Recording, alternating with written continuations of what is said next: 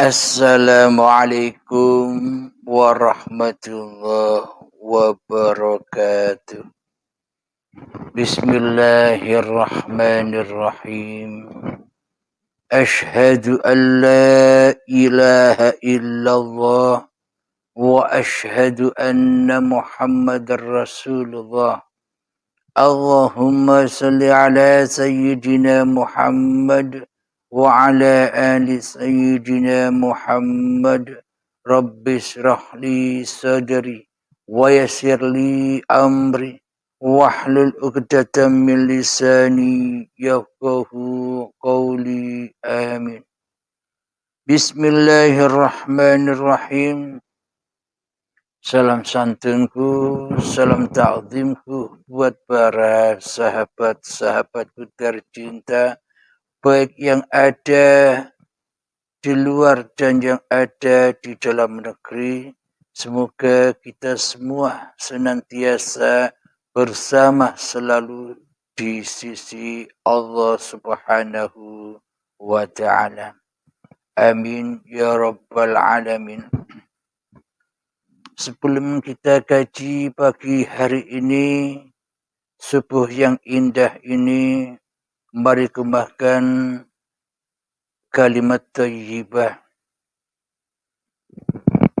Subhanallah walhamdulillah wa la ilaha illallah wallahu akbar wa la hawla wa la quwwata illa billahil aliyyil azim.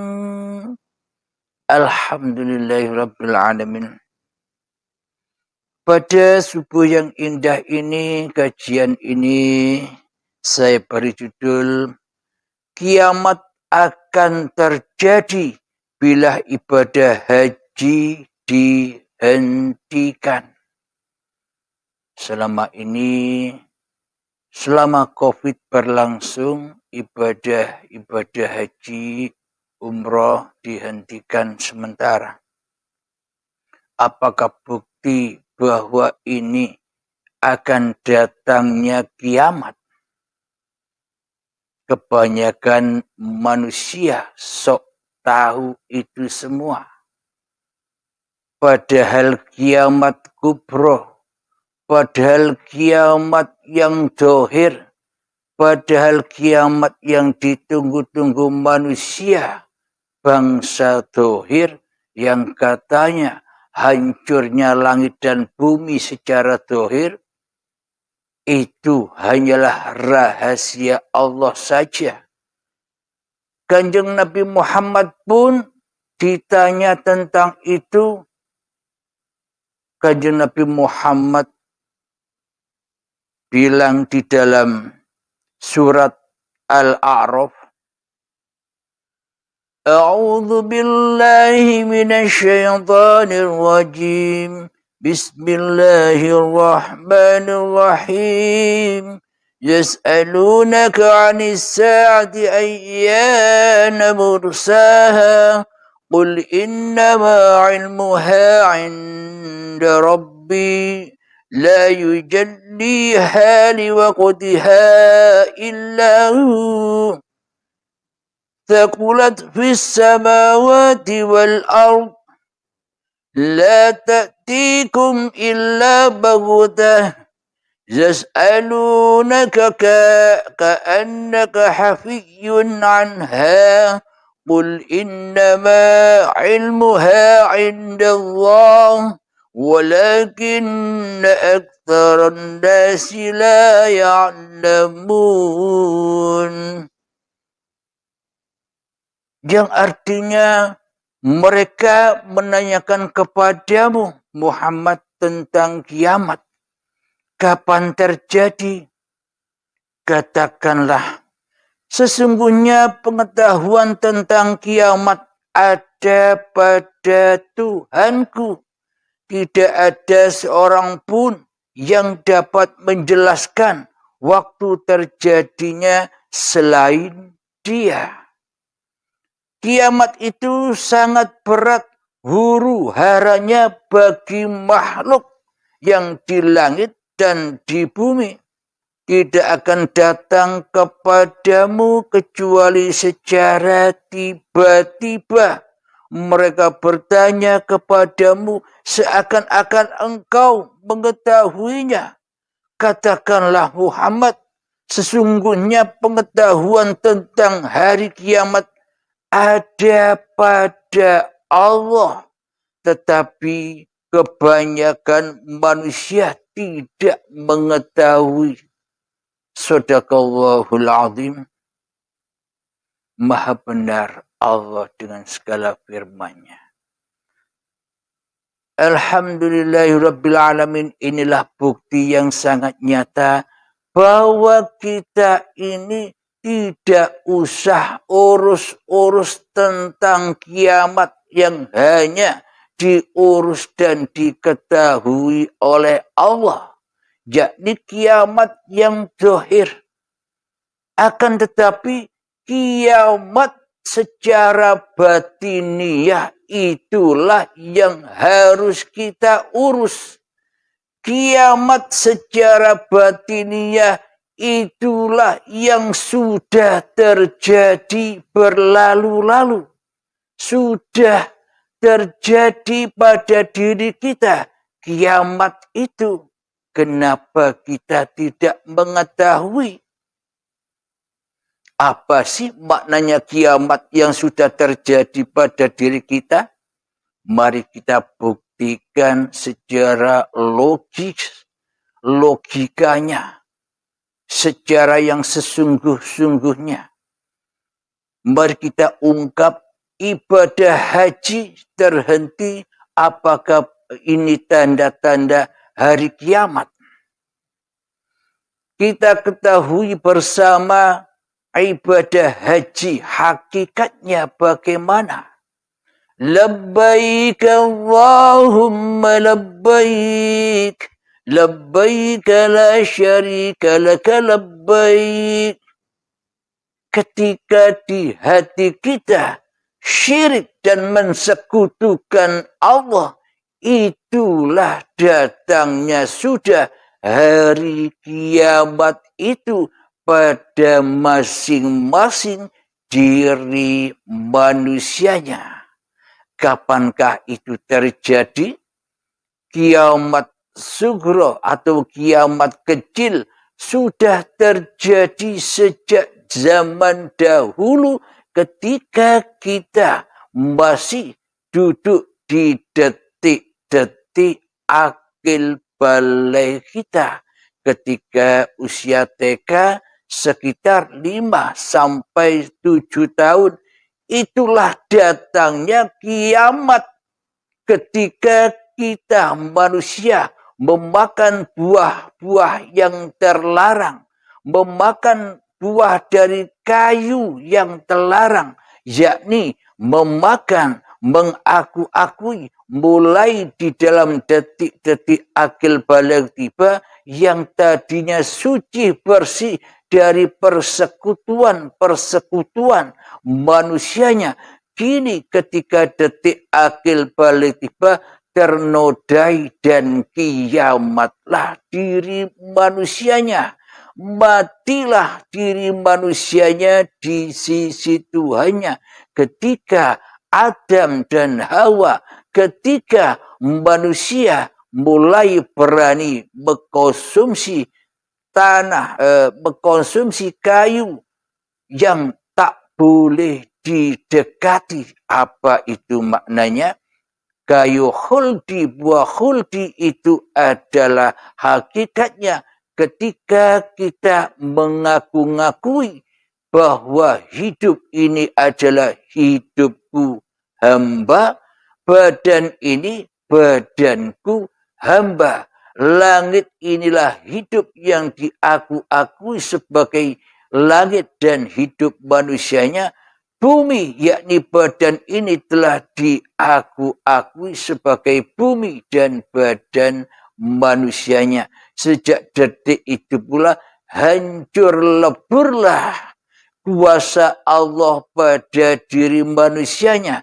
Sejak itu pula kiamatlah persembahan manusia kepada Tuhannya. Hancur leburlah iman manusia kepada iman Tuhannya.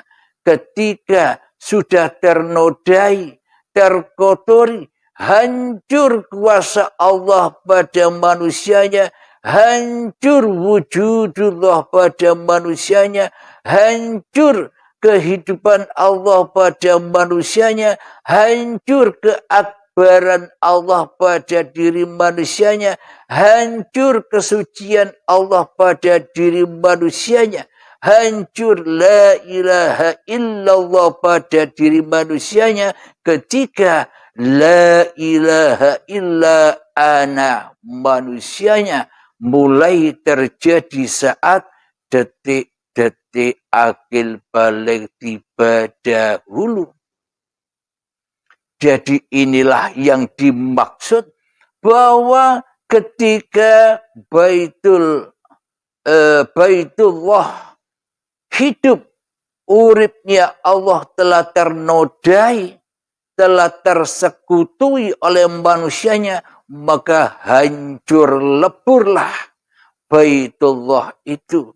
Hancur leburlah Masjidil Haram milik Allah, diakui, dirampas sebagai milik manusianya. Saat itulah kiamat yang sejati tiba. Ketika manusia mulai menjadi Tuhan. Ketika manusia menjadi penguasa di dalam hatinya. Sejak detik akil balik tiba, saat itulah manusia telah mati di sisi Allah. Manusia mati oleh Allah dikubur. Dikubur di mana? Dikubur di tanah. Dikubur di dalam badan yang dari tanah. Inilah hakikat kuburan. Badan yang dari tanah inilah hakikat alam kubur. Kita kiamat mati, yakni mati jiwanya, mati hatinya, mati nyawanya, mati rohnya, mati hatinya. Karena nyawa, roh, hidup, hati telah terkuasai oleh manusianya, maka manusia dikatakan mati oleh Allah. Kemudian jadi kubur di tanah yang berupa badan ini. Ketika manusia belum ada imannya, di dalam kuburnya ya diazab, ya disiksa dengan berbagai macam siksaan-siksaan yang pedih, yang memanas manusia, yang membuat panas hatinya. Apakah siksa Allah? Apakah api an-nar itu? Yakni ketika kita mulai cinta-cinta kepada selain Allah. Ketika kita cinta pada hidup kita. Ketika kita mulai cinta kepada badan kita. Ketika mulai kita cinta kepada ilmu-ilmu kita. Ketika kita mulai cinta kepada amal-amal kita. Ketika kita mulai cinta pada usaha-usaha dan ikhtiar kita. Ketika kita mulai cinta kepada dunia, wanita, tahta, dan sebagainya. Itulah azab yang pedih. Yang mana manusia terkena fitnah di dalamnya. Yakni cinta-cinta kepada selain Allah. Maka disitulah markasnya fahsya wal munkar. Maka semua apapun yang kita lakukan di dalamnya, selagi hati kita ingkar kepada uripe Allah, ingkar kepada badan ciptaan Allah, selamanya akan diazab oleh Allah dengan cinta-cinta di dalam hatinya kepada selain Allah. Karena mati hatinya, karena mati jiwanya, maka dikuburlah, diazab di dalam kubur dengan urusan-urusan dunia, dengan masalah-masalah dunia, dengan masalah-masalah yang tidak disenanginya, dihadapkanlah oleh Allah kepada diri kita selama ini.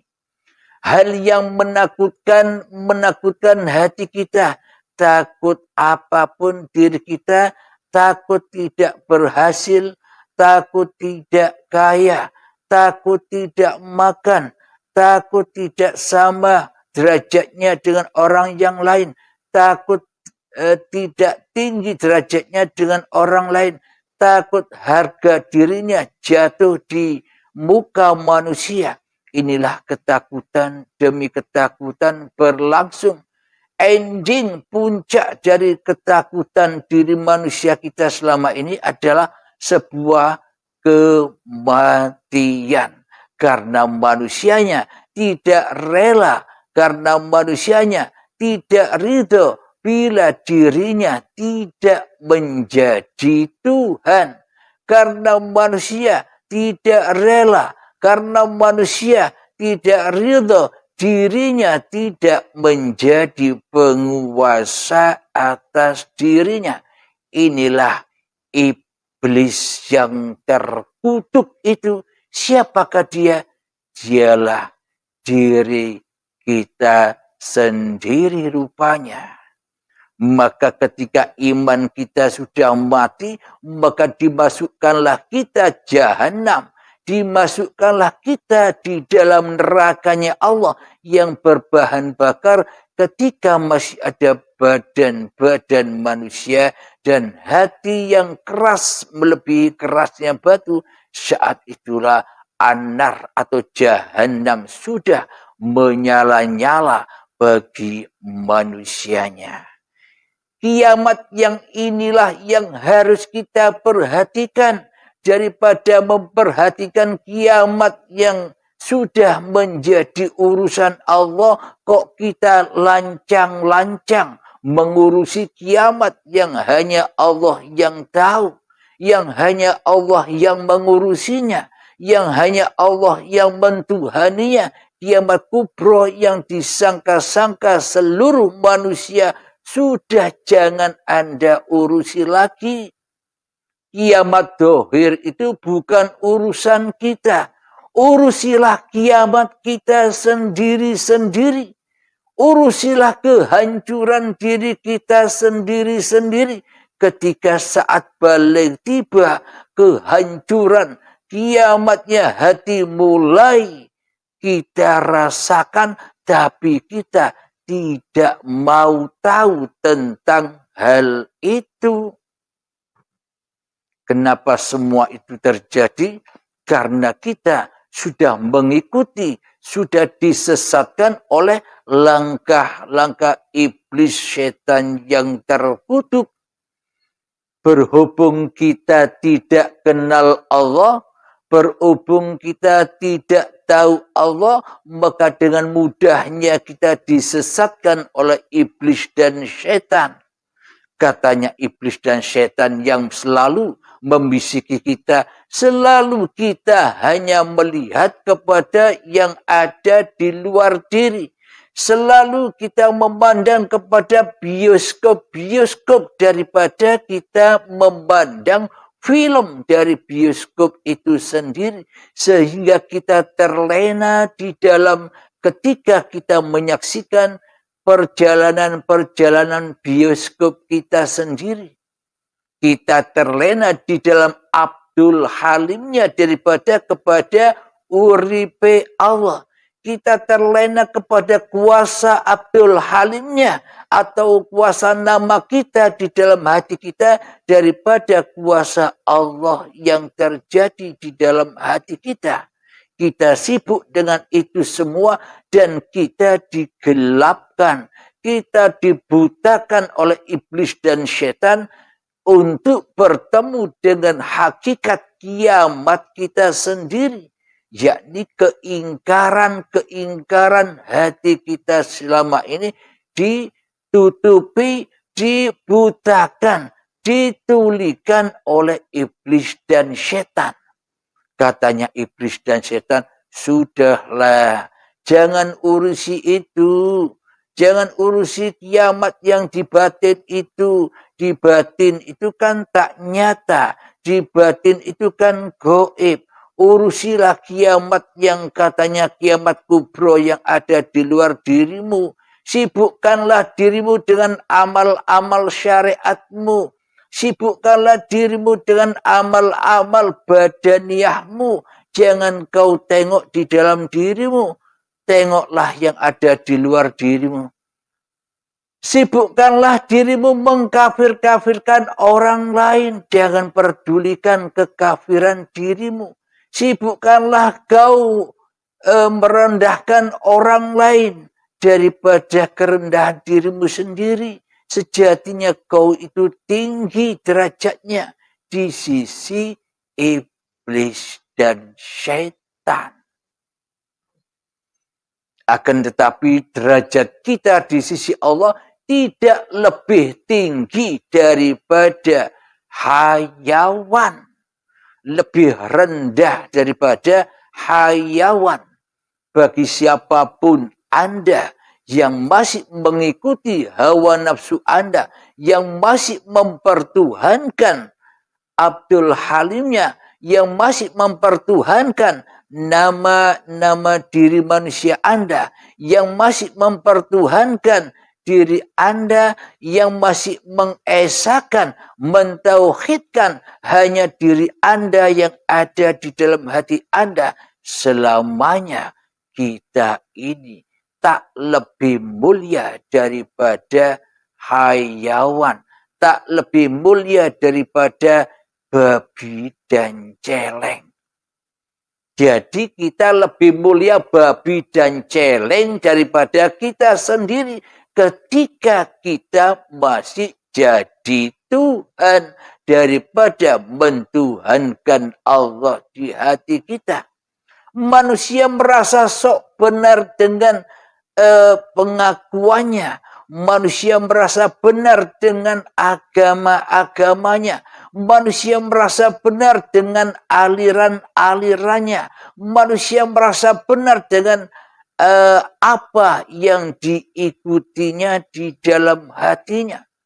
Akan tetapi manusia tidak merasakan bahwa dirinya selama ini telah disesat-sesatkan oleh iblis dan syaitan di dalam hatinya yang memperbudak hati kita selama ini. Maka dari itu ketika Masjidil Haram dan Baitullah, badan dan hidup ini sudah dihancurkan oleh manusianya, yakni dirampas oleh hak kepemilikan manusianya, maka yaitulah hakikat kiamat. Ketika Baitullah, ketika Masjidil Haram tidak ditawafi lagi, sudah ditinggalkan oleh hawa nafsunya, itulah hakikat kiamat di sisi Allah Subhanahu wa ta'ala.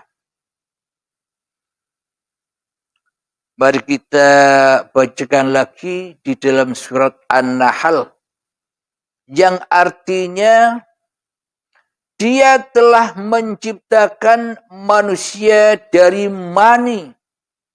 Tiba-tiba ia menjadi pembantah yang nyata. Subhanallah. Itulah dosa-dosa saya selama ini. Itulah dosa-dosa kita selama ini. Yang hanya menjadi pembantah-pembantah Allah. Yang hanya menjadi musuh-musuh Allah.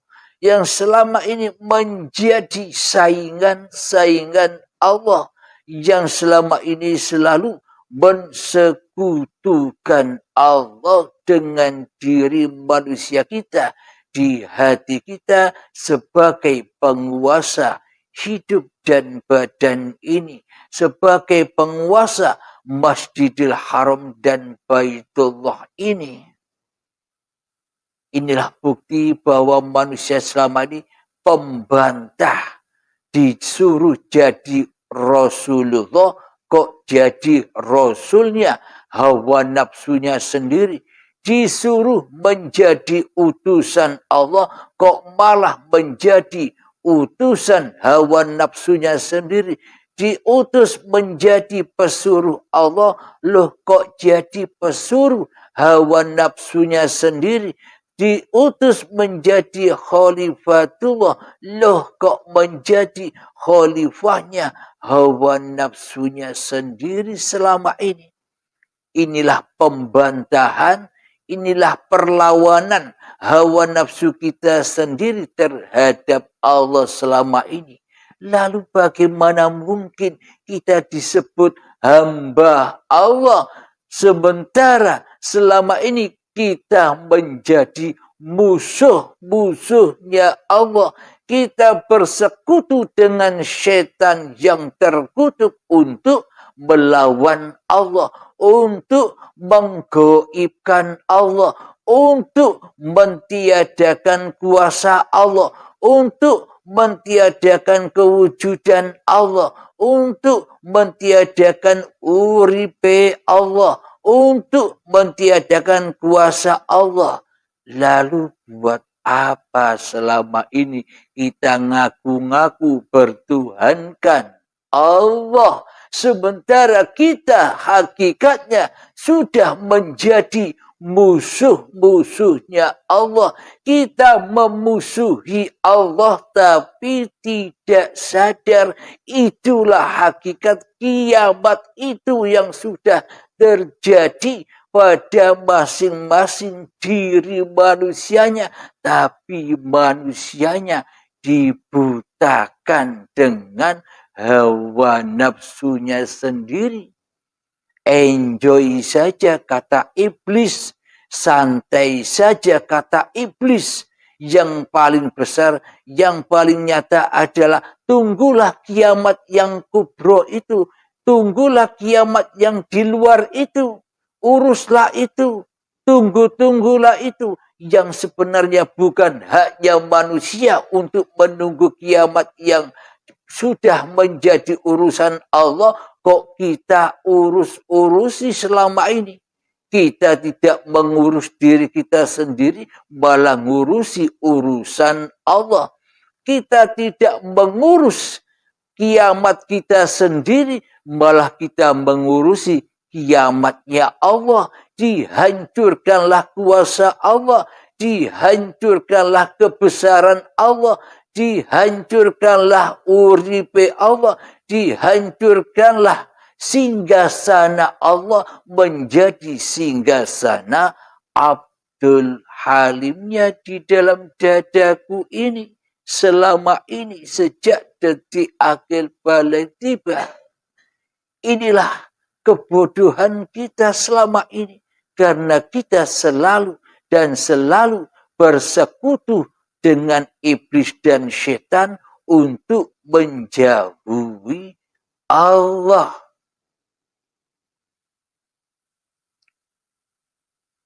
Ada ayat lagi di dalam Al-Quran, Al-Ma'arij, surat Al-Ma'arij,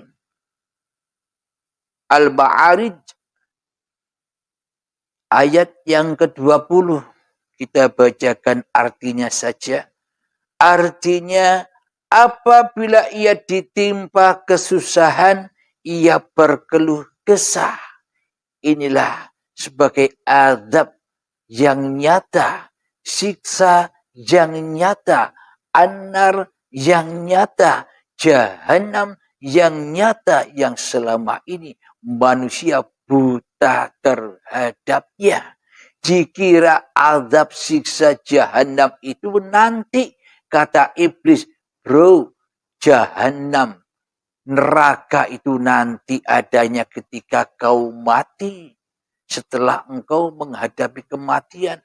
Memang benarlah ketika jiwa kita, ketika hawa nafsu telah menguasai hati dan badan ini, maka kiamatlah, maka matilah keimanan kita kepada Allah, lalu ya diazab di dalam alam kubur dan diazab di dalam neraka jahanam. Kapan itu semua terjadi? Ketika masih ada bahan bakarnya, yakni badan-badan manusia dan hati yang gelap, hati yang keras melebihi kerasnya batu. Kita selama ini dibutakan oleh iblis dan setan untuk selalu kembali kepada Allah. Kita, iblis dan setan takkan pernah rela, takkan pernah ridho kita kembali pulang kepada Allah. Kita dipegangi, kita dibelenggu, kita diperbudak oleh iblis dan setan selama ini. Tapi kita tidak menyadarinya. Karena yang kita cintai di dalam hati kita adalah diri kita sendiri. Daripada kita cinta kepada Sang Pencipta diri kita sendiri selama ini. Maka ditimpahkanlah kesusahan, ketakutan, keluh kesah. Kita ada di dalam anar selama ini. Karena kita tidak bertuhankan Allah. Tapi bertuhankan iblis dan setan yang terlaknat yang ada di dalam jahannamnya Allah. Iblis dan setan cari teman, yakni diri kita sendiri, agar sama-sama disiksa di dalam jahannamnya Allah. Ada surat lagi di dalam Al-Quran, surat Al-Adiyat. Al-Adiyat, ayat yang ke-6. Yang artinya, sesungguhnya manusia itu sangat ingkar. Tidak berterima kasih kepada Tuhannya. Itulah diri kita. Keingkaran dan keingkaran itulah kiamat dan kiamat hati kita. Hancur lebur hati kita. Hancur iman kita kepada Allah selama ini. Inilah yang tidak pernah kita saksikan. Inilah yang tidak pernah kita pedulikan. Inilah yang selama ini tidak pernah kita hiraukan. Karena kita bersekutu dengan musuh-musuh Allah, yakni iblis dan setan, yang kita jadikan teman daripada kita jadikan musuh selama ini. Inna syaitana lakum aduwwum mubin. Sesungguhnya setan itu adalah musuh yang nyata bagimu. Setan itu tak goib. Setan itu nyata. Siapa yang nyata di dalam hati kita selama ini? Bila yang nyata bukan Allah, tapi yang nyata, yang wujud, yang hidup, yang berkuasa, masih Abdul Halimnya yang jadi Tuhan, itulah iblis dan setan yang nyata, yang selama ini selalu memusuhi Allah, yang selama ini selalu meremehkan Allah, yang selama ini selalu mentiadakan, menggoibkan Allah. Dan selama ini selalu diri kita merasa lebih unggul dari Allah, merasa lebih unggul dari Sang Pencipta, merasa lebih mulia daripada Allah selama ini di hati kita. Kita selama ini jadi musuh-musuhnya Allah, kita tidak merasa.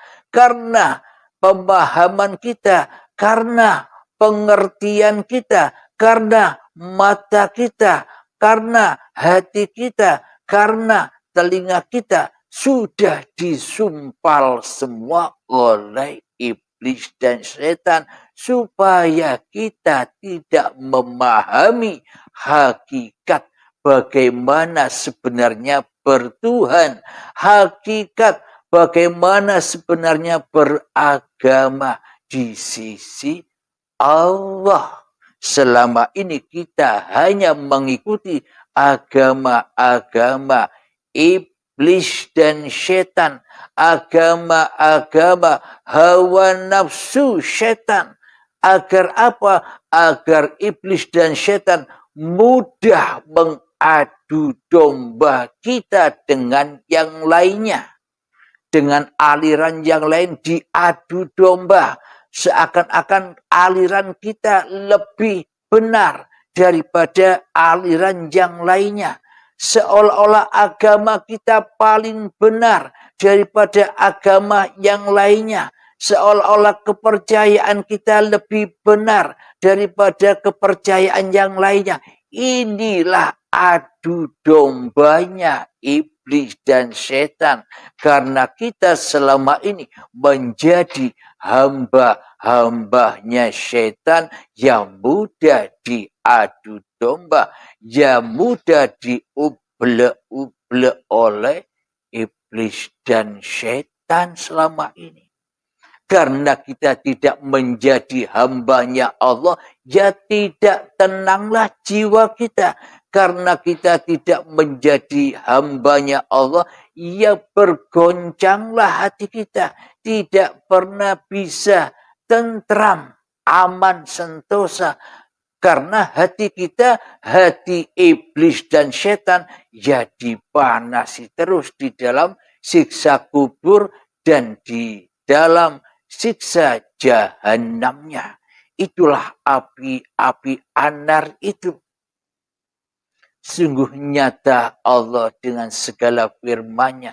Sungguh nyata rahasia Allah yang bisa membaca rahasia diri manusia adalah yang menguasai manusianya. Yang bisa tahu rahasia diri manusianya adalah sang pencipta diri manusianya, yaitu uripe Allah. Ketika Kanjeng Nabi mendapatkan wahyu yang pertama, Iqra ya Muhammad, bacalah wahai Muhammad. Kanjeng Nabi Muhammad karena tidak tahu apa yang dimaksud, yang disuruh baca itu apa. Bukan Kanjeng Nabi Muhammad tidak bisa baca dan tulis secara syariat. Bisa Kanjeng Nabi Muhammad. Akan tetapi saat pada waktu itu Kanjeng Nabi Muhammad bingung. Malaikat berkata, Iqra wahai Muhammad, bacalah apa yang harus kubaca wahai malaikat. Bismillahirrahmanirrahim. Iqra bismi rabbikal ladzi khalaq. Bacalah dirimu Muhammad dengan nama Tuhanmu yang telah menciptakan kamu. Jadi membaca diri ini ya dengan uripe Allah. Bagaimana mungkin kita membaca diri tanpa uripe Allah? Bila tanpa uripe Allah kan diri tak ada. Tanpa uripe Allah kan kita ndak ada. Tanpa uripe Allah kan kita ndak wujud. Tanpa uripe Allah kan kita tak kuasa. Dengan uripe Allah lah, maka bacaan hati itu nyata sekali adanya. Iqra bismi rabbikal ladzi khalaq. Khalaqal insana min 'alaq. Iqra wa rabbukal akram. Bacalah dirimu dan muliakanlah Tuhanmu yang telah menciptakan kamu. Alladzi 'allama bil qalam. Ketika sudah mulia Allah di dalam hati manusianya, ketika suci Allah di dalam hati manusianya, ketika akbar Allah di dalam hati manusianya, ketika uripe Allah telah bergema di hati manusianya, maka 'allamal insana ma lam ya'lam, maka Allah akan mengajarkan kepada manusia apa yang belum diketahuinya. Itulah yang dimaksud wahyu ilahi, wahyu Allah kepada para rasulnya, kepada para utusannya, kepada para pesuruhnya, kepada para khalifahnya.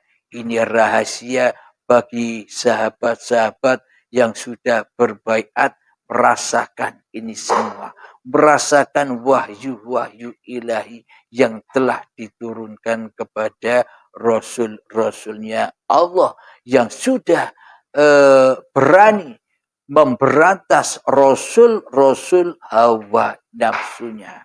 Bagi yang sudah berbaiat akan nyata adanya. Alhamdulillahirrabbilalamin.